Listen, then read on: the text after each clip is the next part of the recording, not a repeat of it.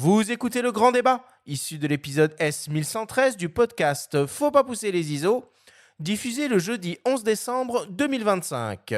Cette émission vous est présentée par Lumix, acteur clé de l'alliance Helmont avec 8 partenaires et plus de 160 objectifs natifs pour créer sans compromis. Nous sommes de retour dans Faut pas pousser les ISO avec Pierre-Marie Salomez pour cette émission consacrée à l'exposition d'une image. En guise d'introduction, on vous propose d'écouter le témoignage du photographe de nature Éric Médard. Il nous parle de son processus de fonctionnement vis-à-vis de l'exposition de ses images. Alors, clairement aujourd'hui, les logiciels permettent de travailler les RAW d'une manière, encore plus fantastique qu'il y a même, quelques mois, je dirais, notamment avec la sortie en ce qui me concerne, moi, j'utilise beaucoup DxO et la dernière sortie de DxO est de ce point de vue-là vraiment très, très intéressante et si bien que lorsque je prends mes photos, j'ai quand même pour habitude d'exposer le plus parfaitement possible. Ça, c'est une habitude qui vient de la diapositive, hein, ça remonte à loin, mais mais une diapo, fallait qu'elle soit parfaitement exposée pour être utilisée parce qu'on ne pouvait plus la rattraper après. Donc pour mes fichiers numériques, c'est la même chose. J'ai vraiment, lorsque je travaille lors de mes prises de vue, je travaille souvent avec le correcteur d'exposition pour anticiper une sous-exposition ou une surexposition de mon sujet. Alors, c'est très simple aujourd'hui, quand même le retour écran est extraordinaire. Donc pour corriger mon image et corriger mon exposition, je me base sur ce que je vois à l'écran et sur l'histogramme. Généralement, j'ai mon petit histogramme qui est affiché sur mon image, enfin, quand je sais que je travaille sur des sujets difficiles, d'un point de vue de l'exposition et donc le rendu global de l'image me dit tout de suite, si ça va, si ça va pas, mais j'ai toujours un œil sur l'histogramme pour voir si c'est vraiment bien équilibré. Donc ça, c'est déjà à la prise de vue, c'est déjà très, très, pointu, je dirais. Je fais vraiment très attention et ensuite, au post-traitement, là, oui, je vais encore améliorer les choses et notamment sur les débouchages des ombres, par exemple, ou la diminution des hautes lumières. Pour revenir à DxO, avec le dernier DxO, là, on a vraiment maintenant possibilité de travailler sur les masques avec tous les réglages qu'on peut avoir sur l'ensemble de l'image, ce qui fait que ça apporte un plus vraiment, vraiment très, très important. Je suis pas un super bon en post-traitement parce que enfin, en développement, ça va. Après, le reste, je sais pas m'en servir, moi, de Photoshop ou autre, mais je pense qu'on peut aller largement jusqu'à 2 IL et là où je m'en sers beaucoup au-delà de l'exposition, c'est sur la correction des hautes sensibilités. C'est vrai que moi, les boîtiers aujourd'hui, je les pousse, vraiment aisément, jusqu'à 100 000 ISO, par exemple, pour le R3 et ces logiciels permettent d'avoir un rattrapé du niveau de bruit qui est complètement hallucinant et surtout un rattrapé du niveau de bruit qui est, justement lié au masque. C'est-à-dire qu'on peut, par exemple, pousser le rattrapage du bruit en automatique sur tout le fond de l'image avec un résultat époustouflant, mais le diminuer sur le sujet de façon à éviter de lisser l'image, par exemple et à rendre le résultat artificiel. Et de ce point de vue-là, c'est assez extraordinaire et c'est un peu la même chose au niveau de l'exposition. On arrive vraiment à travailler l'expo que sur des zones, parfaitement définies et oui, je pense que jusqu'à 2 IL, ça me paraît tout à fait, raisonnable de les utiliser sans dégrader l'image, sachant que déjà les capteurs, en effet, ont une dynamique qui a extrêmement évolué et qui permet vraiment d'aller chercher des images, incroyables maintenant. Bon, c'est hyper intéressant, comme à chaque fois que Eric prend la parole dans ce podcast. Et finalement, il aborde presque tous les aspects qu'on va développer dans notre discussion, dans le domaine de la photo, tout du moins. Alors, pour commencer, on va essayer de bien comprendre à quoi correspond l'exposition d'une image, qu'est-ce qu'une image correctement exposée, et enfin, quels sont les paramètres sur lesquels on va pouvoir influer. Pierre-Marie, c'est quoi l'exposition d'une image? Alors l'exposition d'une image, on va peut-être déjà simplifier les choses en disant la bonne exposition ou l'exposition moyenne d'une image, exposition qui va passer partout, quelque chose qui permet de ne pas perdre trop d'informations ou de maximiser les informations que l'on enregistre, indépendamment de la volonté du photographe. On ne part pas dans le domaine où on donne une intention à son image, où on veut qu'elle soit claire, foncée, sous-exposée, surexposée. Là, on part donc sur une image moyennement exposée. Ce qu'il faut, c'est que toutes les informations qui sont vues à travers l'appareil photo soient enregistrées par le capteur. Et pour qu'elles soient enregistrées, je dirais plutôt qu'elles soient enregistrables, c'est-à-dire qu'il faut respecter une certaine limite. Quand Eric Médard parle de la dynamique du capteur, c'est la possibilité, on va dire tout simple, de pouvoir enregistrer un noir profond jusqu'au blanc extrême, et en travers de tout ça, donc de maximiser toutes ces informations. malheureusement, la scène qu'on observe, elle peut dépasser cette limite enregistrable, cette dynamique du capteur, pour une raison toute simple, la présence du soleil, la présence d'un reflet spéculaire, la présence de plein de choses, qui fait qu'il va y avoir de l'information perdue. Donc il va falloir choisir dans la scène que l'on voit, que l'on veut garder et ce que l'on ne veut pas garder. Donc pour exposer tout ça, on dispose de 3 paramètres. C'est toujours les mêmes depuis le début de la photo. Ils resteront toujours les mêmes. Le temps de pause. Et juste avant que Oui, vas-y. tu évoques ça, parce que c'est intéressant que tu commences par la dynamique du capteur, je trouve, parce que finalement, on parle toujours du triangle d'exposition que tu vas égrener. Mais la dynamique du capteur, à la base, c'est quand même essentiel. C'est elle la plus importante. C'est la plus importante au final.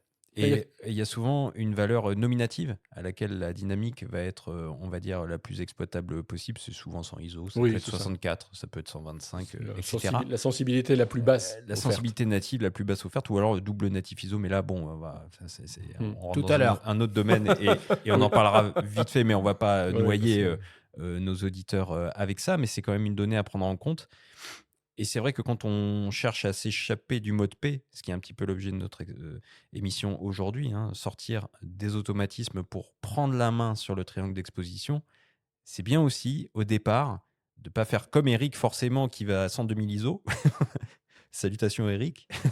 Mais on va pas tous aller dans ces extrêmes-là, déjà parce qu'on n'a pas le boîtier qui le permet, puis on va pas tous avoir des logiciels de post-prod hyper performants tout de suite. On va rester sage et se renseigner sur le matériel qu'on a dans les fiches techniques et regarder cette valeur qui est du coup la sensibilité native. Voilà. Et maintenant, je te redonne la parole, le triangle d'exposition. Donc, pour faire rentrer toutes ces informations que l'on voit dans cette dynamique du capteur, donc pour ne pas perdre d'informations, on dispose de 3 paramètres qui sont vieux comme la photo, c'est-à-dire le temps de pause, le temps pendant lequel la surface sensible, qu'elle soit un film ou un capteur, est exposée à la lumière. L'ouverture du diaphragme qui permet donc de contrôler le flux qui rentre, le flux lumineux qui rentre à un temps de pause donné et la sensibilité. Alors à l'époque donc du film et maintenant du capteur, puisque même s'il a une sensibilité native qui ne varie pas avec des algorithmes électroniques, on peut la faire varier par traitement du bruit de façon à lui donner une fausse sensibilité. Moi, j'aime bien comparer l'exposition de l'image à un paquet de lumière, à une quantité de lumière. Finalement, les 3 paramètres que tu as cités, ils permettent de générer cette quantité de lumière nécessaire et suffisante pour photographier la scène qu'on a devant nous et qu'elle soit restituée correctement sur l'image finale. Et ce qui est intéressant, et c'est ça tout le jeu de la photographie, c'est qu'il y a 1 million de combinaisons différentes de ces 3 paramètres pour arriver toujours à la même quantité de lumière. Et que donc, en fonction des conditions de prise de vue, en fonction de son sujet, en fonction de son matos, et en fonction, peut-être même avant tout, du rendu qu'on veut avoir, on ne va pas forcément privilégier un paramètre par rapport à l'autre. On va rentrer un peu plus dans le détail de ces 3 paramètres. Pierre-Marie, qu'est-ce qu'il faut absolument savoir et comprendre sur le temps de pause ? Le temps de pause définit, comment on va pouvoir dire ? Simplement, donc le temps pendant lequel le flux lumineux va insoler la surface sensible.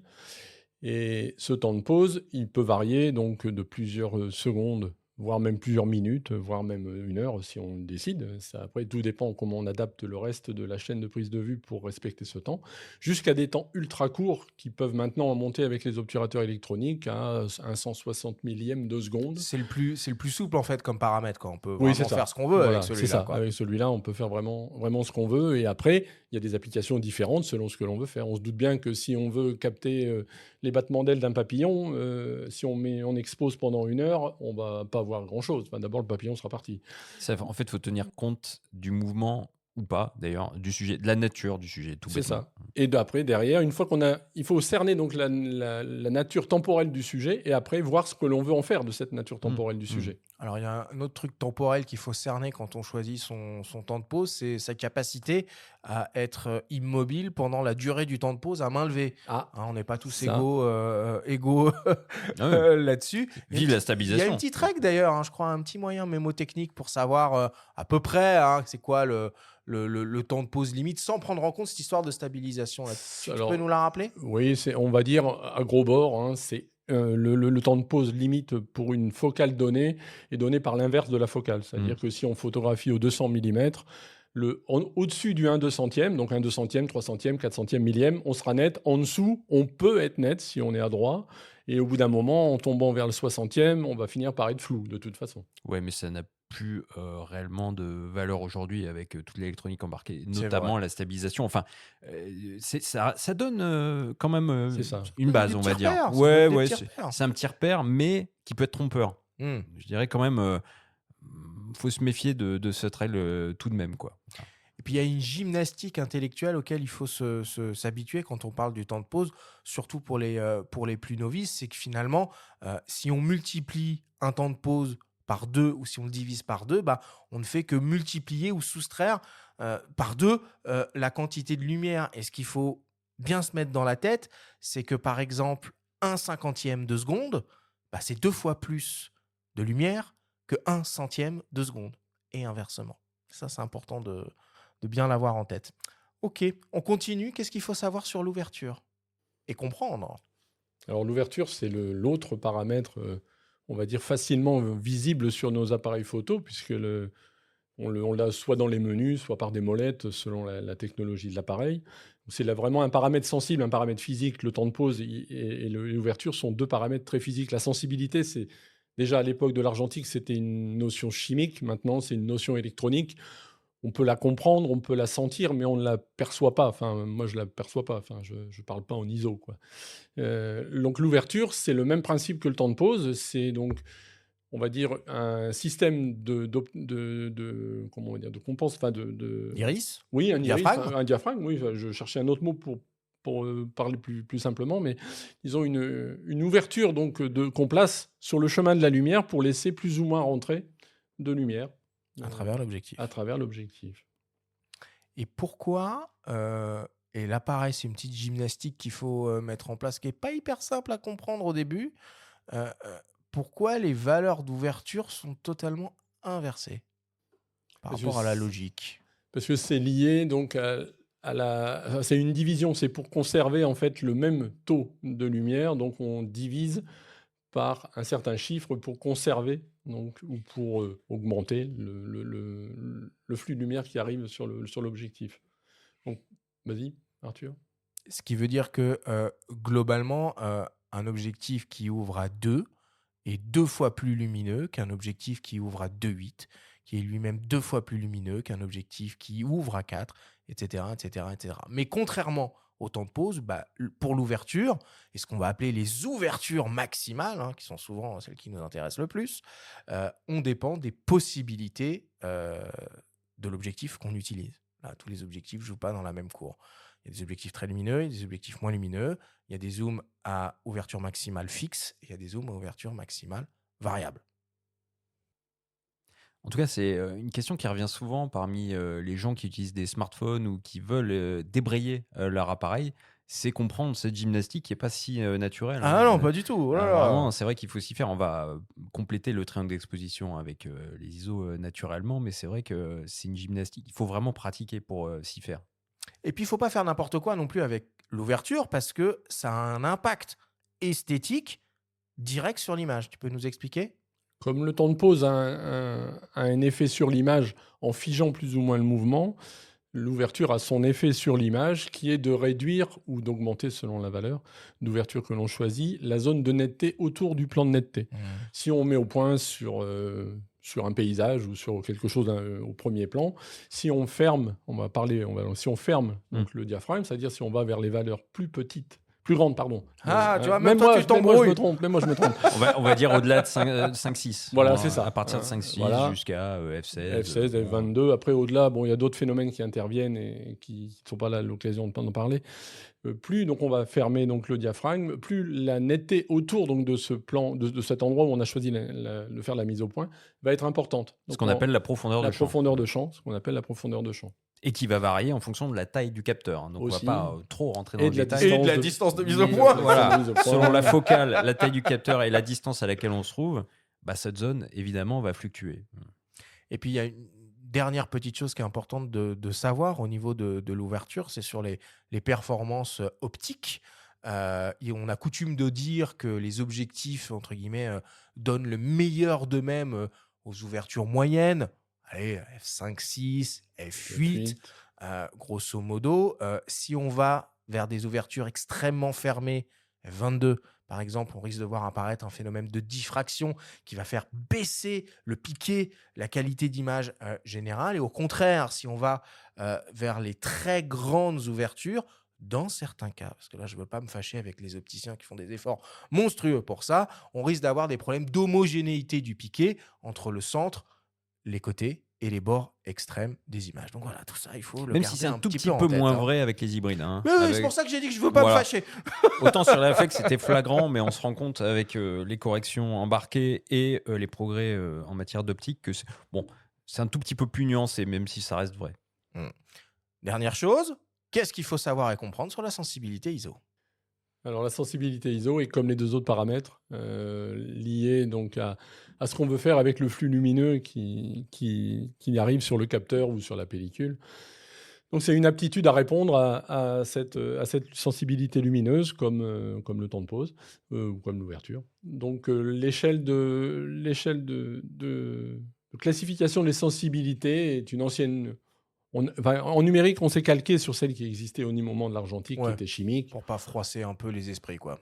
Oui, je pensais aussi pour faciliter, parce que la transition se fait plus facilement. On a les habitudes, on sait. On aurait pu faire autre chose. On aurait pu appeler ça gain ou n'importe quoi. On aurait pu, très bien, tout à Ouais. fait. On aurait pu faire 1, 2, 4, 6. Voilà, tout à fait. On est passé de ASA à ISO. Voilà.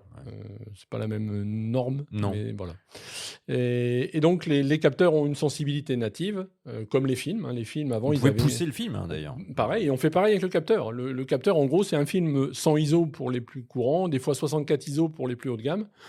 Et avec ce film, on le pousse, comme on disait, oui, justement, donc avec des traitements électroniques derrière qui font qu'on a artificiellement une sensibilité qui est double, quadruple, sextuple, etc. Donc 100 ISO, 200, 400, 800, 1600, 3002. Donc qui permet de répondre à ce qu'on attend face à la lumière, donc à savoir que plus le chiffre est petit, plus la sensibilité à la lumière est forte. Donc quand on a beaucoup de lumière, on va descendre les ISO, et quand on va avoir très peu de lumière, quand on va photographier en intérieur ou même un spectacle ou dans le noir, on va monter donc sur la sensibilité ISO. Petite mécanique, puisque évidemment tous ces paramètres sont liés et se compensent les uns les autres. Pour démarrer, c'est bien de toujours essayer de travailler mentalement avec des paquets de 2. En termes de quantité de lumière. J'ai dit tout à l'heure que quand on passe de 1 centième de seconde à 1 cinquantième de seconde, on double la quantité de lumière. De la même manière que quand on passe de f4 à f2.8, on double aussi la quantité de lumière. Et de la même manière, quand on passe de 400 à 800 ISO, virtuellement, on double cette quantité de lumière.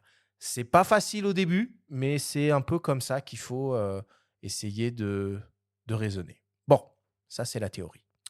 Sur le boîtier, maintenant, il y a différentes façons de procéder au niveau de l'exposition et donc du réglage de ces fameux paramètres de prise de vue. On peut décider de travailler en automatique et de laisser l'appareil gérer, de travailler en ce qu'on appelle semi-automatique ou de travailler en total manuel. Benjamin, on a consacré une émission entière à ça il n'y a pas si longtemps que ça. Pierre-Marie, est-ce que tu peux nous lister et nous décrire le mode de fonctionnement de ces modes de prise de vue semi-automatiques qui sont très souvent utilisés? Alors, je vais juste te reprendre, Arthur. C'est pas un mode de prise de vue, c'est un mode d'exposition. Bon, si tu veux. Allez, faut être précis. D'accord, tu as raison. Donc, Mais le mode de prise de vue, tu dirais quoi? Rafale? c'est ça. C'est les modes ouais. d'entraînement liés, Ouais. liés à la F, liés à la mise au point. Ok. Donc pour qu'on fasse la distinction et que tout le monde nous Voilà, comprenne. c'est ça. No voilà. offense. Non, mais c'était une boutade. Alors, donc, il y a 4 modes classiques qui sont présents sur tous les appareils. Donc, le mode P, qu'on appelle le mode programme, où l'appareil va, en fonction justement de la scène lumineuse que l'on a devant soi, choisir le meilleur pour lui, donc le meilleur paramètre donc d'ouverture, le meilleur paramètre de temps de pause et le meilleur paramètre d'ISO dans une C'est un certaine. mode automatique, quoi. C'est un mode automatique, c'est lui qui choisit tout. Les modes sont intelligents maintenant, donc ils savent lire la longueur focale, par exemple. Donc si vous travaillez au 500 mm, il va plutôt privilégier les temps de pause courts. Si on vous travaille donc sur un objectif de plus courte focale, il va plutôt privilégier donc les temps de pause jusqu'à plus long. Donc oui, donc ce mode P, c'est le mode qui est en gros sorti de boîte quand on sort un appareil photo. Il est par défaut. C'est celui qui va de toute façon, en gros, quand on est un peu en panique ou quand on ne sait pas, il va faire des bonnes photos ou des photos moyennes. Elles seront forcément bien exposées par le... Ouais, ou des photos peu discrètes, parce que si jamais il y a un flash intégré, il Par peut contre, oui. aussi déclencher le flash sans qu'on lui ait demandé, à moins qu'on l'ait défini dans les menus, de ne pas utiliser le flash, mais ça peut se produire. Mais c'est quoi la différence entre ce mode P et le mode carré vert Le mode carré vert, c'est vraiment, effectivement, c'est la fonction tout auto, où là, on laisse complètement les rênes à l'appareil, qui Ok. est le mode débutant par excellence. Il n'est pas présent sur tous les boîtiers, mais largement répandu quand même. Après, le mode P programme, oui, c'est le premier pas vers ce vers quoi on va essayer d'aller dans cette émission, c'est-à-dire reprendre la main, si ce n'est en manuel, au moins en semi-auto, via les modes diaphragme, priorité vitesse, priorité, même sensibilité, ça existe chez Aussi. certains constructeurs comme Pentax. Dis-nous-en un petit peu plus. En quoi consiste, par exemple, le mode A ou AV chez certaines marques? Donc le mode A, c'est la priorité à l'ouverture. Donc pour le mot anglais qui est aperture, qui veut donc dire ouverture. Et donc les fabricants ont repris cet acronyme. Donc dans ce mode, on choisit en fait sa valeur d'ouverture parce qu'on a envie, parce qu'on a une intention particulière donc de rendu à donner à sa photo. Donc on choisit l'ouverture et l'appareil photo va adapter le temps de pause en conséquence pour respecter donc le fameux indice d'exposition qui est en présence devant l'appareil photo, puisque l'appareil photo reçoit une quantité de lumière, ce qu'on appelle un indice d'exposition, en IL ou en IL en français, donc indice d'illumination, ou EV, exposure value en anglais. Et c'est pour ça qu'on parle souvent de gains en matière d'IL quand on cite C'est ça. des systèmes de stabilisation. Voilà.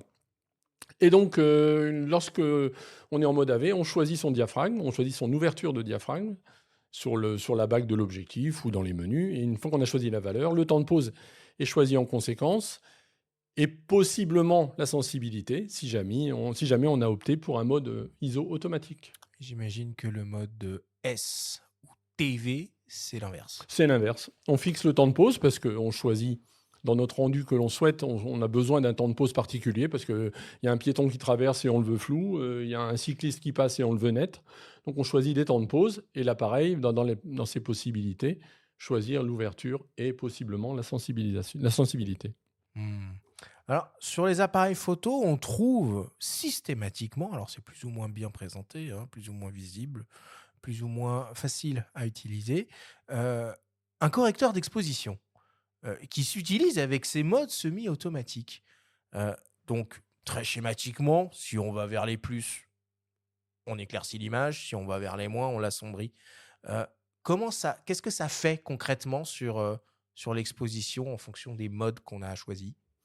Ça joue comme tu viens de dire, c'est-à-dire que ça laisse rentrer plus longtemps le flux lumineux sur la surface sensible. Parce qu'on décide parce qu'on a besoin. Alors après, ça peut être lié à une reprise en main d'un automatisme un peu défaillant, par exemple, classiquement, face à un contre-jour ou face à la neige. Ou paysage neigeux. Voilà. On va surexposer, ce qui n'est pas naturel du tout. Non. Même si maintenant, les mesures automatiques s'en sortent de mieux en mieux. On va y venir, ouais. Donc le correcteur d'exposition sert à ça, en gros, à en rajouter une louche, quoi. On part vers les plus, on rajoute de la lumière, on laisse soit le temps de plus longtemps, soit le diaphragme va être plus ouvert pour avoir plus de lumière qui rentre dans le capteur. Et si on va vers le moins, ben on souhaite qu'il y en ait moins, tout Et bêtement. on peut en général aussi changer la rotation de la molette. Alors, pas sur tous les appareils. Il n'y a pas toujours une molette, hein. Et il n'y a pas toujours une molette, mais parfois on peut. Et franchement, ça peut être utile. Moi, j'ai souvenir d'un Lumix GX8 qui m'avait vachement perturbé parce qu'ils avaient inversé, en fait. Ils avaient mis les plus en bas et les moins en haut. Et c'était pas du tout naturel par rapport à Ouais. ce qu'on a l'habitude de faire. Donc ça peut être très très perturbant. Et quand on se retrouve au début face à une scène, bah, on peut rater une image. Même si avec les hybrides, et là, Eric en parlait, c'est aussi un avantage évidemment phénoménal. On voit ce qu'on photographie dans un viseur. Eh ben, la transition est toute trouvée, Benjamin, puisque maintenant, il va être question un Et peu c'était même pas travaillé. d'ergonomie et de prise en main des boîtiers pour pouvoir jouer facilement avec ces paramètres. Parce que c'est sûr que si à chaque fois qu'on veut bouger un truc, on est obligé de rentrer dans les menus, de s'arrêter, de réfléchir, de regarder à l'arrière du boîtier où est-ce qu'on doit appuyer, machin, truc bidule, on perd énormément en spontanéité. La conception et l'ergonomie d'un appareil, bah, ça passe aussi par ça, par la facilité d'usage et de modification de ces paramètres. Pierre-Marie, qui sont les maîtres en la matière, selon toi? Alors, je pense pas qu'il y ait vraiment de maîtres. Il y en a qui sont. Alors déjà, il y a aussi que les marques d'appareils photo sont des longues histoires. Donc, il y a des habitudes dans les marques qui sont bien ancrées et c'est très difficile de les faire changer. Donc, il y en a qui vont privilégier les molettes, c'est-à-dire donc la petite roue qui tourne soit sur le capot, soit à l'arrière de Ouais, mais il en l'appareil. faut 2 au minimum des molettes. Oui, il y en a deux, mais il y a des marques qui vont en mettre qu'une en demandant de presser un bouton avant de tourner la seule molette pour faire varier l'autre Eh paramètre. ben là, c'est moins bien, je trouve. C'est moins bien, oui et non. Ça peut être une C'est sécurité supplémentaire aussi. Ça dépend comment on voit les choses. C'est pour ça qu'en fait, je dirais, pour même prolonger ce que tu dis, Pierre-Marie, je dirais qu'il n'y a pas de bonne ou mauvaise ergonomie parce Oh qu'en là. réalité, Me lance pas là-dessus, bah Benjamin. non, c'est la réalité finalement. Et c'est pour ça qu'il y a autant d'appareils différents et qui font que chacun va y trouver son compte. C'est qu'il n'y en a aucune qui va faire l'unanimité, je dirais, même à présent. Moi, je sais que par exemple, mon X105 Fuji que j'aime tant, je vais aimer l'utiliser en mode manuel pour le coup. Je vais débrayer la molette de priorité à la vitesse. Je vais utiliser la bague de diaph directement Il est full option, celui-là. sur de ce point de vue-là. l'optique. Et puis, il y a la petite molette de correction d'exposition qui est graduée. Donc, il y a tout comme ça à portée de main. Mais pour autant, j'aime aussi énormément les petits écrans supérieurs qui ont beaucoup trop disparu à Ouais. mon goût sur les hybrides. Que hein. les hauts de gamme, ils ont ça maintenant, hein. Ça dépend. Alors, par exemple, Nikon, sur ses Z6, sa série Z6, l'a maintenu. Quand on voit Canon sur sa série R6, il n'y en a pas. Sony, il n'y en a pas du tout.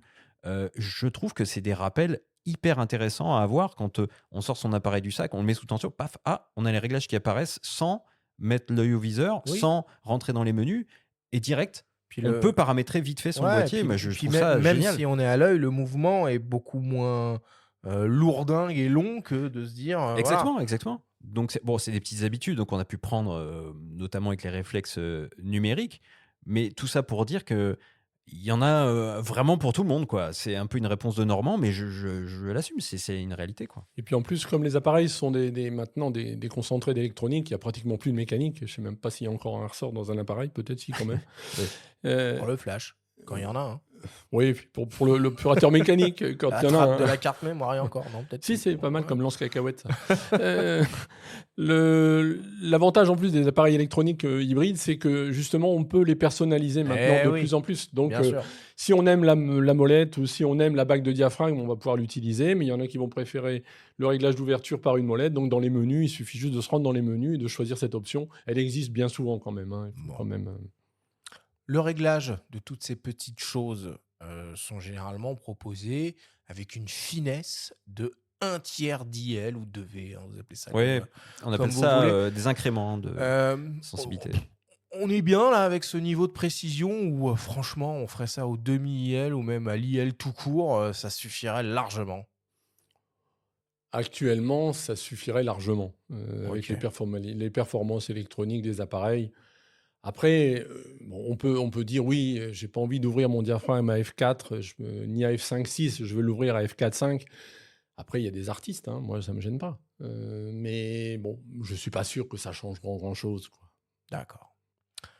Au-delà des modes de prise de vue, au-delà de l'ergonomie de l'appareil, se pose la question de la manière dont l'appareil lui-même va analyser, mesurer et évaluer la quantité de lumière, ce paquet dont on a besoin pour correctement exposer son image. Il y a plusieurs modes, spot évaluatif, pondéré central, il y a des boutons qu'on appelle mémorisation d'exposition. Pierre-Marie, la balle est pour toi. Explique-nous comment ça marche tout ça. Alors comme pour les modes d'exposition, il y a des modes de mesure différentes de la lumière. D'abord là, c'est historique.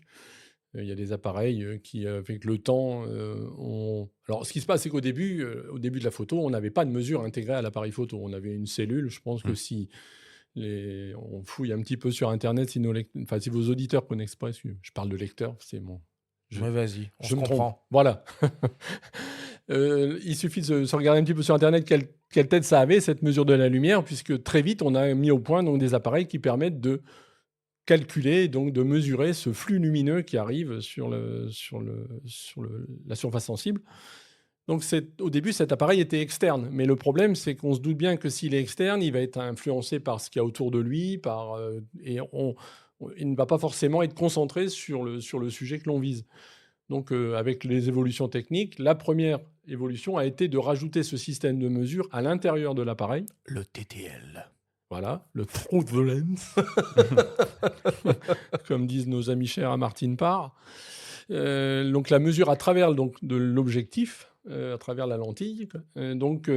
Ça a permis d'affiner un petit peu à la zone que l'on regarde, un petit peu comme on pourrait dire ce qu'on appelait un spotmètre, qui permettait de faire l'essentiel donc de la mesure sur le sujet visé, puisque évidemment, si on cadre avec un 28 ou avec un 200, on n'a pas du tout le même plan et on n'a pas du tout la même lumière possiblement. Il suffit que si on cadre très large et puis que le soleil rentre dans la scène, il va forcément influencer la lumière. Si on se met à 200, peut-être que le soleil va disparaître parce que le sujet, ça sera peut-être un sportif au fond de la scène, il ne va plus avoir le soleil, donc la mesure ne sera pas la même.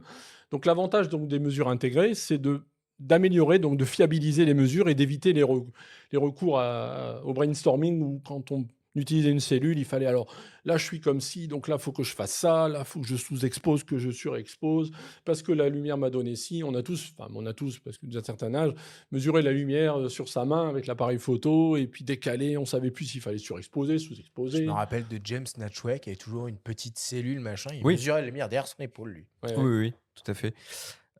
Cela dit, il y a aussi une autre méthode qui marche toujours autant. Enfin, moi, j'utilise toujours énormément. C'est un des premiers trucs que je paramètre sur l'appareil que j'utilise. C'est la mémorisation de l'exposition, en fait. Et ça marche bien. Quand même, sur une scène large, si à un moment on veut équilibrer le tout, on prend une zone un petit peu neutre, on décale un petit peu son cadrage, hop, on mémorise, on recadre, on déclenche. En général, ça fonctionne. Il est important, cela dit, de décorréler la mémorisation de l'exposition avec la mise au point. Parce qu'avec des optiques comme le 135 mm f1.4, si on décadre un peu trop, on fait la mise au point en même temps qu'on mesure l'exposition, on revient sur le cadre, on va avoir une photo qui ne sera pas nette à l'endroit où on le souhaite. Alors ça, c'est vrai que ça, c'est des évolutions qui sont arrivées avec le temps. Alors, ta remarque, Benjamin, est vraie. Si on quitte le mode par défaut des appareils photo, qui est la mesure matricielle ou la mesure... Ah oui. Hein, si on passe... évaluative, là. Voilà, qui est la spot, la mesure Oui, la plus... Les noms varient d'une Voilà, marque à c'est l'autre. ça. Matricielle, évaluative. Ouais. Après, on a pondéré centrale, moyenne au centre, on a Centrale. moyenne, on a centrale. Alors, On a mesure spot, donc qui est la plus... En fait, hein, en gros, matricielle, c'est celle qui prend en compte toute la scène de l'image. Auto, mais avec elle sait réfléchir, quoi. Donc, elle se dit, il y a plusieurs zones sur l'image. Je sais que là, il y a ça, là, il y a ça, là, il y a ça. En gros, elle échantillonne un petit peu toute la scène. Elle scanne un peu tout. Voilà. Et c'est puis, l'IA. c'est l'IA avant l'heure. Hein. C'était de la comparaison de cas. Elle prend un petit peu tout ce qu'il y a dans la scène et elle se dit, avec tout ça, je te propose à toi, photographe, Je te fais une moyenne. voilà, je te fais une moyenne de ça. Et après, donc, si on passe en pondéré central, donc le mot est clair, hein, donc ça donne de l'importance au centre de l'image. Donc là, la scène est globalement, en gros, ça a été inventé cette mesure-là pour les portraits, puisque en gros, les gens mettaient la tête de leur sujet au milieu. centre de Ouais, l'image. ok. Et donc, comme lui, tant qu'à faire, autant que ta taginette, elle soit bien exposée que surexposée. Mhm. Donc, l'appareil se disait, là, en mode pondéré, je donne l'importance au centre de l'image. Et puis autour, si c'est surexposé, s'il y a trop de lumière, On pas s'en assez de fout un lumière, peu. on s'en fout. Et après, avec l'électronique et avec les avancées technologiques, est apparue la mesure spot, où là, c'est vraiment le tout petit centre de l'image. C'est des fois à peine 1, 2, 3%. Et on peut même d'ailleurs les faire varier, les pourcentages, dans les menus, puisque nos machines sont formidables. Où là, on vient chercher donc l'endroit précis de l'image où on veut faire la mesure de lumière. Donc, c'est-à-dire que toute la scène que l'on cadre sera exposée avec la valeur que l'on est allé chercher avec. Quand on utilise ce truc-là? En photo de concert, ça marche bien. S'il y a un éclairage vraiment hyper contrasté, ça peut valoir le coup de mettre un petit coup de mesure spot. Alors là, pareil, c'est un bouton que je mémorise en général. S'il y a des touches en façade, j'aime bien faire ça. C'est-à-dire, en appuyant sur une touche, on appelle le mode spot pour une image, par exemple. Parce que, bon, on va pas s'en servir tout le temps. Et en fonction de l'éclairage qui va varier subitement, on peut se dire, ah tiens, là, hop, je tente ça. Et effectivement, on va se retrouver qu'un sujet correctement exposé, un petit peu plongé dans le noir, du plus bel effet, là où la mesure matricielle serait peut-être retrouvée perdue et aurait nivelé un peu le tout. Mais du coup, il y aurait aucune zone vraiment noire, aucune zone vraiment blanche. On aurait un peu de lumière écrêtée, pas bonne. Rien ne serait correctement exposé. Il n'y avait pas une histoire aussi sur la mesure spot de gris moyen 18%? Il n'y avait pas un truc comme ça aussi? C'est toujours vrai, hein, c'est toujours la référence.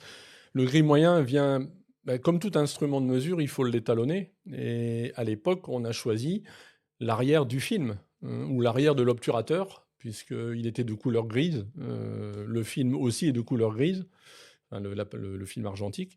Et donc, on a dit, notre mesure de lumière, en gros, on va la caler sur ce gris moyen pour que la scène que l'on voit soit retransmise par un gris moyen. Donc, que le capteur que l'appareil sensible peut enregistrer. Donc ce gris moyen est toujours à l'heure actuellement donc la base de référence donc des mesures de lumière. Donc l'appareil, quand il observe une couleur ou une scène lumineuse, je rajoute couleur exprès parce que maintenant Ouais. les appareils tiennent compte de la couleur, mais si on parle que de la lumière, donc l'appareil va essayer donc de retransmettre la zone lumineuse qu'il voit en un gris. Donc évidemment, s'il est blanc, c'est par exemple le cas de la neige, pour lui, si c'est du gris, il va forcément donc sous-exposer, parce qu'il y a trop de lumière, c'est blanc, ça doit être gris, donc je vais sous-exposer pour ramener ça au gris. Et puis dans le noir, pareil, si on photographie un sujet dans le noir, il va se dire là, l'appareil va se dire, là c'est foncé. Moi, tu veux un truc gris, je vais donc surexposer tant que ton noir devienne du gris. Alors évidemment, là c'est pas ce qu'on souhaite, mais donc c'est pour ça qu'interviennent après les facteurs de correction que tu as parlé tout à l'heure, Arthur, avec le correcteur d'exposition qui permet de choisir, de reprendre la main sur les automatismes. Et correcteur d'exposition au flash également, Aussi. quand on utilise un flash. Bon, on consolera Non, certainement tu une autre vas- émission au Ouais, flash. tu vas pas nous complexifier le truc. Ok. On retrouve aussi dans les boîtiers différentes fonctions qui peuvent être utiles pour bien régler son exposition. L'une d'entre elles est l'histogramme, propre au numérique évidemment. Et on écoute la photographe et formatrice Aurore Deligny nous expliquer ce que c'est et à quoi ça sert. Alors, l'histogramme d'une image, c'est un graphique qui représente les valeurs lumineuses en fait de l'image. Sur l'axe des abscisses, on va avoir à gauche les valeurs les plus sombres, donc ça part du noir complet, et tout à droite les valeurs les plus claires, donc le blanc absolu, et le niveau intermédiaire, donc ce sera différentes nuances de gris. Cet histogramme de luminosité, il est intéressant pour valider l'exposition d'une photo. Sur l'axe des ordonnées, c'est en fait combien il y a de pixels de telle ou telle valeur.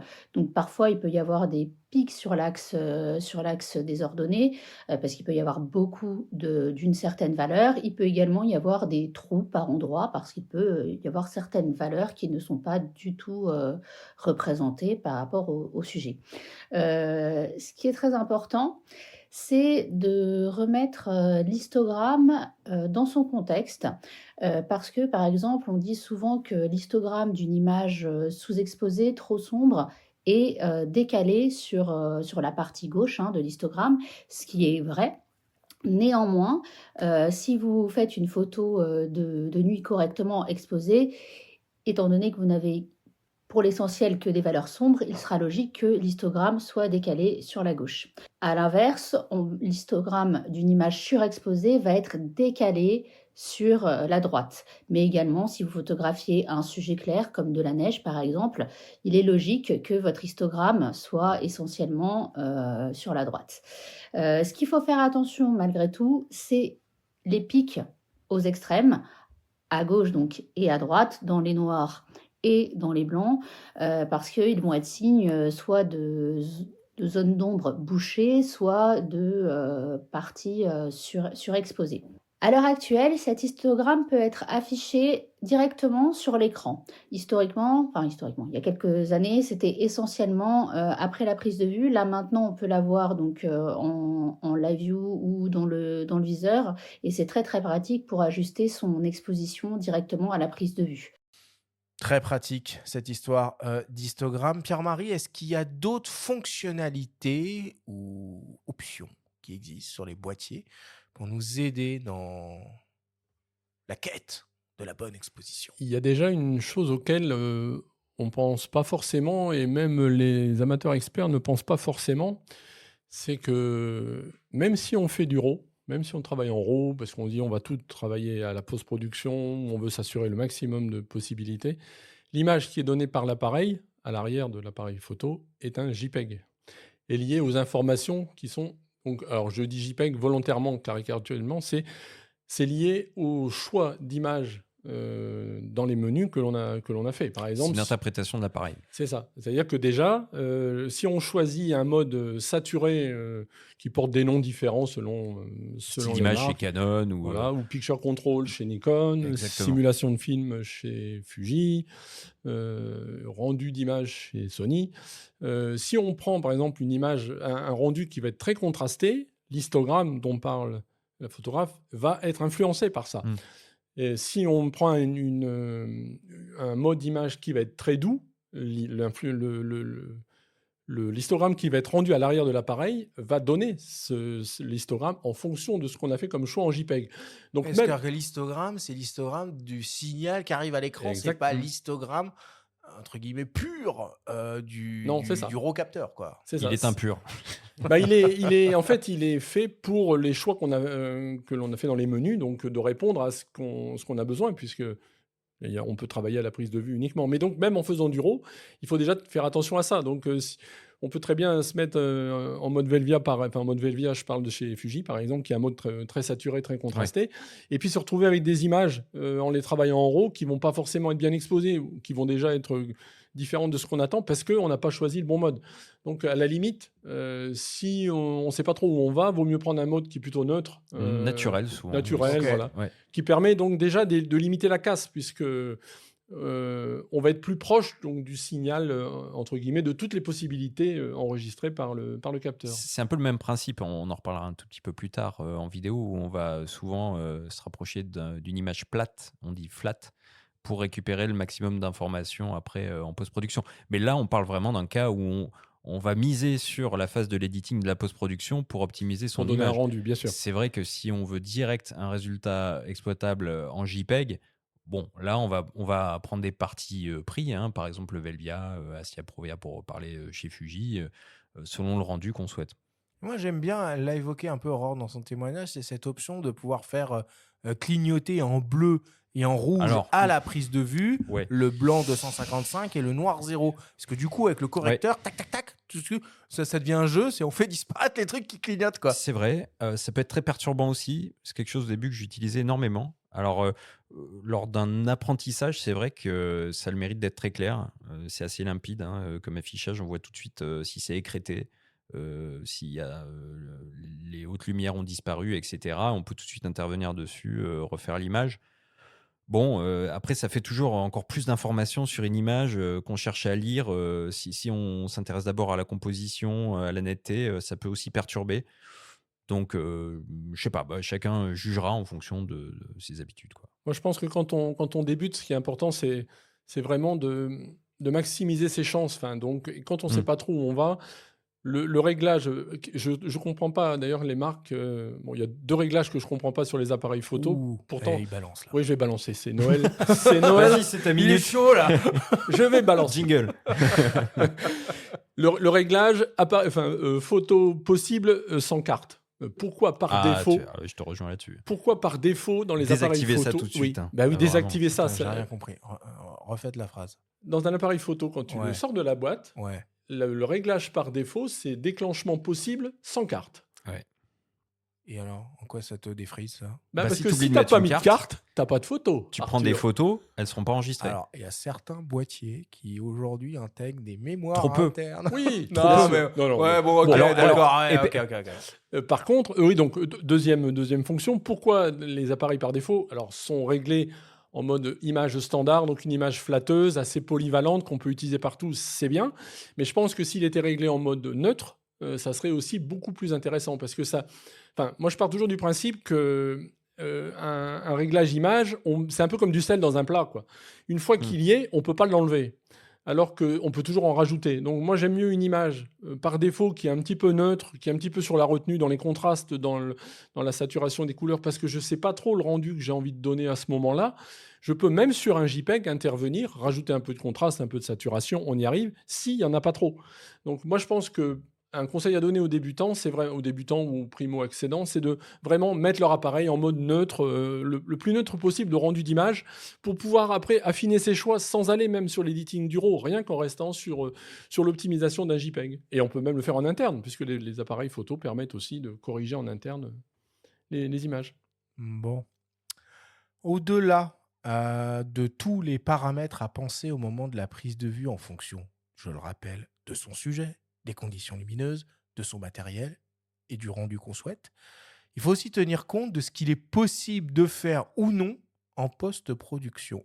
En effet, dans certaines situations, il est possible de corriger une erreur d'appréciation à la prise de vue a posteriori, comme d'ailleurs l'a souligné Eric dans son témoignage qu'on a entendu en début d'émission. Pierre-Marie, quelles sont les précautions à prendre à la prise de vue pour se laisser cette marge d'erreur corrigeable en post-production? Alors, ça prolonge un peu ce que je viens de dire avant, c'est-à-dire qu'une fois qu'on a réglé son appareil en mode neutre, même quand on est un expert, ça permet déjà donc d'avoir une visualisation à l'arrière de l'appareil qui est le plus proche possible du signal du capteur, on va dire. Et ce qu'il faut surtout, c'est privilégier ce qu'on appelait dans le temps l'exposition à droite. La fameuse On a exposition consacré à droite. une émission à ça. Ce n'est pas avec un Ansel Adams. slogan politique. Hein, Non, attention, bien hein. sûr. Non. À droite de l'histogramme. Donc, c'est-à-dire il faut éviter de perdre de l'information dans les hautes lumières, donc dans les valeurs claires de l'image, parce Ce qu'on qui ne est les cramé rattrape est pas. cramé. Ce qui est perdu. Ça sera un trou blanc. On n'aura plus du tout de nuances. Donc, il faut essayer, une fois qu'on a réglé son appareil comme ça, je le dis, en mode le plus neutre possible, donc d'avoir soit à la prise de vue, quand on a affiché l'histogramme au moment de la prise de vue, soit après, une fois qu'on a fait l'image, si on a le temps de le vérifier, parce qu'il y a des situations où on n'a pas le temps de vérifier, qu'on n'a pas de zones cramées, donc de zones qui clignotent, de zones qui sont dans les hautes lumières, qui seront perdues définitivement. Ça, c'est la base. Faire attention aussi au viseur numérique et à l'affichage de l'écran et à la manière dont on va paramétrer la luminosité. Parce que ça peut influencer la perception qu'on a de la scène photographiée et nous induire en erreur. Donc là, moi, je rejoins ton discours de neutralité et de, on va dire, justesse, plutôt que d'aller vers les extrêmes. Et on parle toujours pas de politique, Arthur. Mais faire attention, ça peut être tentant parfois, notamment face à une scène un petit peu sombre, d'éclaircir le viseur. Mais moi, je le déconseillerais parce que franchement, on peut tout de suite vérifier l'image qu'on a prise et s'en référer à l'histogramme encore, c'est une sûreté. Mais si on est un peu dans l'urgence, qu'on fait toute une série comme ça, on peut produire des images qu'on ne souhaitait pas avoir, quoi. Eric, dans son témoignage, il évoque la possibilité de réussir à corriger jusqu'à 2 IL d'exposition en post-production. Alors, première question, 1, est-ce que c'est réaliste? Et 2, est-ce que ça marche aussi bien en RAW qu'en JPEG, cette affaire? 2, c'est une valeur moyenne. On peut obtenir plus, mais on peut obtenir moins. Selon les scènes photographiées, il y a des choses où on n'arrivera pas même à remonter à ce qu'on appelle remonter les basses lumières. Parce qu'en fait, quand il dit ça, c'est que justement, si on expose pour ne pas perdre de haute lumière, pour ne pas perdre de zones cramées, on va se retrouver à avoir des ombres, donc des zones de basse lumière qui vont être très denses, peut-être trop denses pour avoir du modelé, pour avoir un petit peu de relief. Donc, ce qu'on peut faire, c'est donc remonter les valeurs, donc remonter la luminosité ou remonter l'exposition dans ces zones super denses pour pouvoir les éclaircir et leur redonner du modelé, que le noir devienne pas un noir, mais devienne un ombré, un moiré sur un tissu ou quelque chose. Et là, on en revient à ce qu'on disait au début, la dynamique du capteur, l'importance de la dynamique du capteur. Il y a des sites comme DxOMark qui référencent ça, où on peut se faire une idée un petit peu de ce que donne le capteur selon le type de photographie qu'on fait, des paysages, du sport, du portrait, etc. Il y a de très très bons élèves, hein. J'ai en mémoire des fichiers RAW dématricés issus d'un D850 à 64 ISO, qui était la valeur nominale du capteur. Et parfois, j'étais surpris de la quantité d'informations récupérables dans les hautes lumières. Aujourd'hui, les capteurs des Fuji JFX 100 au format RAW, pareil, c'est absolument phénoménal ce qu'on peut récupérer comme matière dans des zones qu'on pourrait penser perdues comme ça de prime abord. Oui, donc on est quand même d'accord que pour mettre toutes les chances de son côté, il est quand même préférable de travailler en RAW pour ça, parce qu'en Pas JPEG, pousser les ISO quand on est en 8 et bits, travailler on en est en RAW. 8 bits, on est Oui. un peu coincé, quoi. Bah, c'est-à-dire que moi je trouve que c'est deux approches différentes. On ne peut pas les opposer. Non. Le JPEG, on peut très bien soigner à la prise de vue son JPEG et avoir une image qui sera qui sera pas moins bonne que sur le RAW, puisque le JPEG te force à faire des parties pris. Les parties pris, tu les fais en prise de vue. Tu les fais au moment de la prise de vue. C'est un sport comme un autre. Enfin, moi, j'aime bien travailler aussi en JPEG parce que ça force tout de suite à donner le rendu, à chercher ce qu'on peut valoir. Si on veut privilégier les ombres, il faut y penser. Donc, si on veut privilégier les hautes lumières, il faut y penser. Le RAW, c'est un peu aussi l'arbre qui cache aussi un peu la forêt. On a l'impression qu'on va pouvoir tout récupérer. Donc, on peut se dire on y va un peu moins bien. Mais on arrive quand même dans les limites de la dynamique du capteur. Et c'est pour ça qu'au début, j'ai commencé par ça. Parce que si c'est en dehors du capteur, on peut faire toutes les triturations qu'on veut. De toute façon, on sera en dehors du capteur. Et puis attention aux rendus caricaturaux, si on a juste trop certaines jauges, où on augmente le contraste à certains endroits, etc. Enfin, on va vraiment avoir des images difficiles à regarder. Et puis, on a parlé du JPEG, il y a le format HEIF, HEIF, qui propose du 10 bits, donc qui contient encore un petit peu plus d'informations et qui est un peu moins compressé qu'un JPEG. Et après, on peut retoucher un JPEG, un JPEG, mais ce sera destructif, ce qu'on dit, c'est-à-dire que l'image va être dégradée. Et c'est certain, on n'aura absolument pas la latitude dont on bénéficie au format RAW. Donc, dans tous les cas, moi, je te rejoins, Pierre-Marie. Il y a certains appareils avec lesquels même je ne travaille qu'en JPEG. Je le dis souvent, notamment au Fuji X105, mais parce qu'il y a des modes de simulation de film, etc., qui me plaisent bien. Donc, c'est un exercice de contrainte que j'accepte et avec lequel je joue. Néanmoins, avec beaucoup d'autres appareils, je double toujours un JPEG avec le format RAW parce que, d'expérience, certaines images que j'ai pu louper ou que j'aurais aimé un petit peu meilleures, je repasse toujours par cette case RAW qui offre bien plus de possibilités. Ok, ça me va. Bon, Pierre-Marie, la question très sensible. Je suis sur Lightroom. J'ai une image qui est un petit peu sous-exposée. Je veux donc récupérer cette sous-exposition. Qu'est-ce que je fais ? Est-ce que je fais mumuse avec le curseur luminosité ? Est-ce que je fais mumuse avec le curseur exposition ? Est-ce que je fais mumuse avec le curseur récupération, lumière diapoint, noir, blanc ? Ou est-ce que carrément j'y vais à la courbe ? Tout ça, au final, ça monte la luminosité de l'image. Donc, qu'est-ce qu'il faut faire ? J'appuie sur mode auto. Qui existe maintenant. C'est une Ça bonne. existe ? Il y a un mais mode c'est- auto non, sur mais Lightroom maintenant ? En fait, je rigole pas. Oui, c'est une bonne base. C'est vrai Parce que si même- on débute, ça. Oui. Et même après, moi je pense que des fois, le mode auto, c'est toujours pareil. Là, le logiciel va essayer de faire rentrer le maximum d'informations dans les possibilités offertes. Si c'est pas là par la dynamique du capteur, c'est par la dynamique. Là, on est sûr, faut pas pousser les ISO, on sort du mode auto. Mais c'est un résultat qui est souvent très satisfaisant et qui est intéressant, très pédagogique, parce que on voit les jauges sur lesquelles il a Agi. influé. Voilà. C'est-à-dire que c'est pas juste on appuie sur auto, il prend la photo. C'est différent d'un mode auto d'un appareil photo, puisque là, on va visualiser sur toutes les jauges qui sont sous le mode auto sur lequel on a cliqué, qui ont été activées.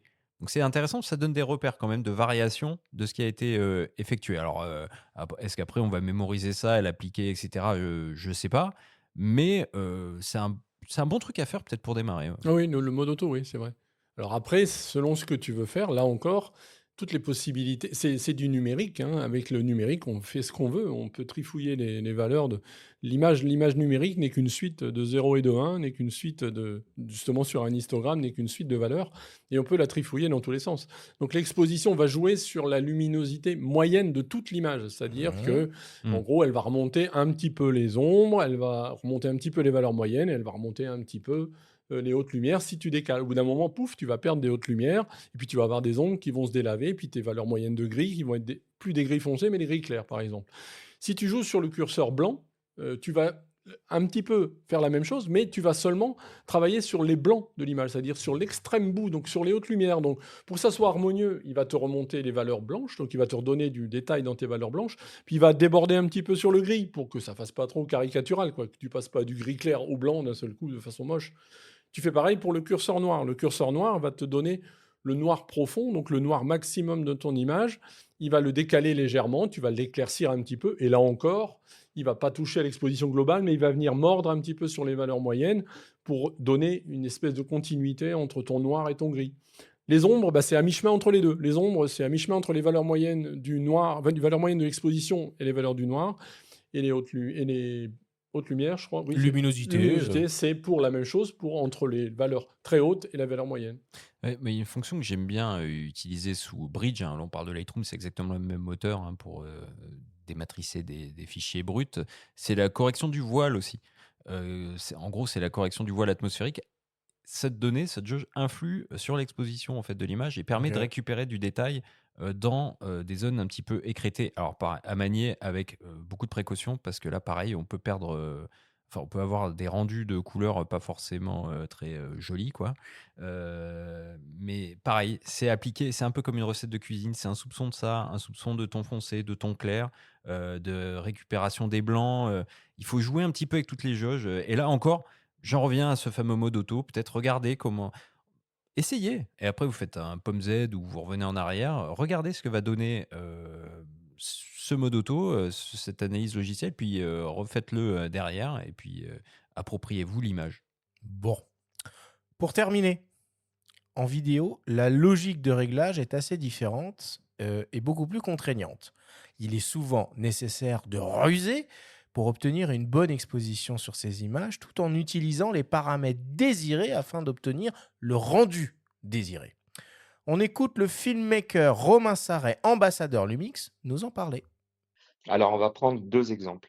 Le premier exemple, on va se trouver en extérieur avec un grand soleil. On a une vitesse de 1/50 parce qu'on est à 25 images par seconde. Donc, rappelez-vous de la règle des 180. On a une ouverture à 2,8 parce qu'on a envie d'un flou d'arrière-plan qui est prononcé. Et les ISO sont réglés au plus bas. Mais malgré ça, on va forcément se retrouver avec une image qui est cramée, notamment de par le fait d'avoir une ouverture qui est très importante. Donc voilà, on a une image qui va être cramée et donc surexposée. Donc, la solution à ça, ça se trouve simplement dans l'utilisation d'un filtre ND variable. Donc, ND, ça signifie Neutral Density, donc densité neutre en français. Et en fait, il s'agit d'un filtre qu'on vient poser devant son objectif.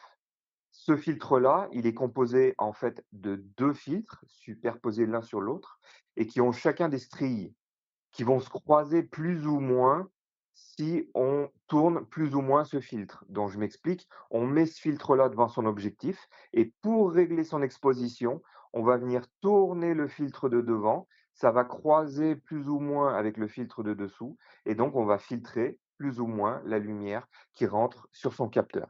Donc c'est comme ça qu'on règle son exposition en vidéo, en extérieur. Deuxième exemple, pour l'exposition. Là, c'est l'inverse. On va se retrouver en intérieur, pardon. Et donc là, on est en faible luminosité.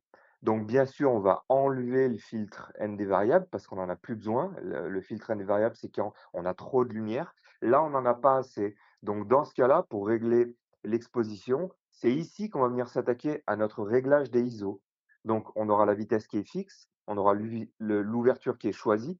Et donc, on va venir régler les ISO. Et le but, ça sera de monter au maximum en gardant, vraiment à l'esprit qu'il ne faudra pas dégrader la qualité d'image. Donc il faut connaître sa caméra il faut savoir quel est le maximum qu'on peut utiliser sur un boîtier. Par exemple, les derniers boîtiers Lumix sont assez monstrueux là-dessus. On peut faire vraiment du 4000, voire 6004, et ça reste largement exploitable.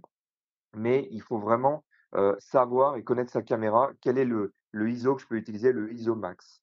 Donc ça, c'est la première chose. Ensuite, il y a une autre notion qu'il faut connaître, c'est l'ISO natif de son boîtier. Et donc, chez Lumix, on a des ISO natifs qui sont définis par rapport au style d'image. Il faut les connaître et souvent, on en a deux. On en a un qui est assez bas, ça c'est pour les prises de vue extérieures, et un autre qui est bien plus haut pour l'intérieur. Donc, si on se met à ces ISO natifs, on aura une qualité d'image qui est excellente. Donc c'est ça qu'il faut viser. Il faut vraiment viser de se mettre sur l'ISO natif, donc soit le bas, soit le haut. Ensuite, il faut vraiment penser que si jamais on atteint la limite de notre ISO, on se dit: «Bah, là, ça va vraiment dégrader mon image». N'oubliez jamais, on fait de la photo, on fait de la vidéo, la base, c'est la lumière. Donc s'il faut, n'hésitez pas à rajouter de la lumière, c'est hyper, hyper, hyper important. Donc on ne dépasse pas le seuil du ISO et on va venir rajouter de la lumière. Bon, il a tout dit Romain, il a tout expliqué. C'est sûr qu'en vidéo, on sort de cette magnifique équation, le temps de pause qui est imposé, même si on peut bouger 2-3 trucs en fonction des cadences d'acquisition qu'on choisit. Et Dieu sait que les boîtiers font des progrès là-dessus quand on voit du 4K 120. Voilà, ça laisse un peu plus de marge de manœuvre, mais voilà, il faut ruser. Et comme on l'a déjà dit plein de fois à ces micros, Benjamin, le premier accessoire d'un vidéaste est... Le micro, bien sûr, et non. On reste Non. dans le domaine de l'exposition. Non, mais le filtre, et il a raison de le rappeler, Romain, et on aurait dû en parler aussi en photo, puisque le filtre gradué neutre, il peut être bien utile quand on fait du paysage. C'est face à, je sais pas moi, faisons une photo en bord de mer, par exemple, avec un ciel bleu pétant, et puis la mer un petit peu plus sombre, moins bien exposée, un filtre de cette nature va permettre de mieux exposer la scène au final. Donc on va vraiment gagner du temps là sur la post-production. Et même si on passe par la post-production, on va partir d'un fichier qui sera beaucoup plus exploitable que si on avait un ciel complètement cramé avec un bas d'image trop sous-ex aussi, quoi. Donc les filtres, oui, c'est vraiment un accessoire qui est encore très utile. Trop peu d'ailleurs de constructeurs intègrent des filtres qui soient ND ou alors JND. OM System le fait sur certains de ses boîtiers. Ça peut être vraiment sympa à utiliser. Et en vidéo, c'est tout bonnement indispensable pour exploiter les grandes ouvertures. Quand il y a une très forte luminosité, c'est évident. Ouais. Et puis il conclut son témoignage avec une notion qui pourrait relancer une émission et un débat. C'est que finalement, au niveau de l'exposition, c'est une histoire de lumière. Alors soit on fait avec la lumière que la nature nous offre, soit on prend le contrôle sur la lumière. Et si on travaille en studio, on vient la modeler, on vient en rajouter, on utilise des sources lumineuses continues, des flashs, des machins, des trucs pour finalement se donner la quantité de lumière dont on a besoin pour obtenir le rendu qu'on veut avec les paramètres que l'on veut. Mais là, c'est bien de maîtriser déjà son appareil. Et peut-être que cette émission permettra à certains de le faire un peu plus ou d'approfondir les menus de leur boîtier, parce qu'avant de se lancer là-dedans, il faut quand même avoir quelques bases. bases. Ouais. Oui, paradoxalement, je pense en plus que, là encore, comme tout à l'heure, je disais, les valeurs par défaut n'étaient pas forcément adéquates sur certains appareils. Je pense que le mode P n'est pas forcément le plus adéquat. Il est des fois compliqué, on ne maîtrise rien. Et des fois, un bon vieux mode M tout simple, où on sait ce qu'on fait, est une bonne pratique aussi. Moi, je ne le trouve pas plus compliqué. Tout le monde dit « Oh, le mode M, non ». Le mode M, on peut très bien l'utiliser comme il l'utilise en vidéo. Surtout en vidéo, c'est vraiment très très bien de Mais commencer même en par le photo, mode M. même en photo, parce qu'on peut très bien... Alors maintenant, l'intérêt, c'est que les capteurs ayant progressé, la plage de sensibilité dont parlait Romain, et la même pour nous les photographes, si je me mets en photographe.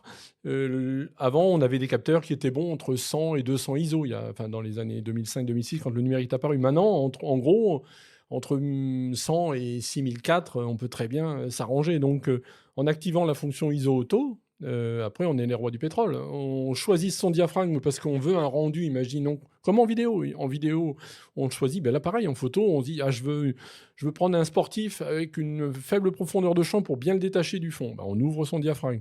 Mais il ne faut pas oublier que c'est un sauteur en hauteur, donc il va falloir choper l'instant décisif, donc on va afficher le millième.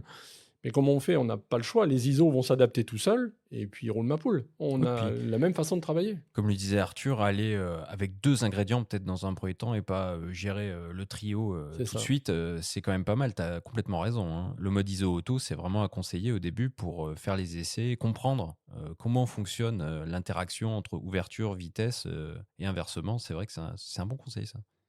Et on va donc conclure là-dessus.